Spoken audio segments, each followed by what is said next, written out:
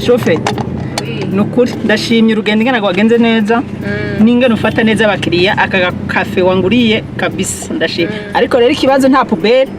ndagashira he usiogope kama iko nakusupa mbele kuko pubele tutaitupia kuli pale okay nta kwigora shaka ureke kwigora na Aaron weja tora ko kandi n'urutwe rukunanira ntuburica akazi ukora hivi lakini mama vitu gani hivyo unafaa kweli hivi le papa unataka kufanya nini kweli unampeleka kopo vraiment kwa nafasi Uganda ntari kakora ntatora ubucafu maki uko na mtu tu mwenye kwa analogota kulogota unasema sasa ni wase Uganda kimama ile iko mzuri abase Uganda ndabamotegwa ndabiraje bandanya bana kubera ko hagaze ushaka babangu mimi nako mama samavye bikili yangu anafanya kweli ni mama excuse jewe uyu nsaba imbabaza abase Uganda kirazira ngewe ni bakuntera imyanda kubera iki ngende urabona ndi pubere ku buryo ufata imyanda yose ukayinjugunyaho urumya muhumuro wewe kubera iki ndi wenyine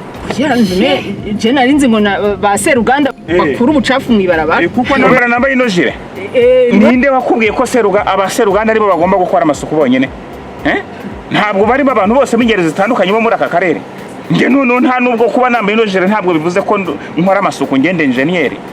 turimo kubaka uyu muhanda kugira ngo tuvugurure kugira ngo tuwagure tusane bundi bushyashya sunaona bila vitu ya kuwazia watu mwende mnajisha ikwake bien unaona tu mtu anaanza mwaza vitu vingine sunaona na mware none kusaba ikigongo je na byanse nukuri mumbabarire kandi nari mpaguru no kuvamo nagira mvemo ngo je kubatora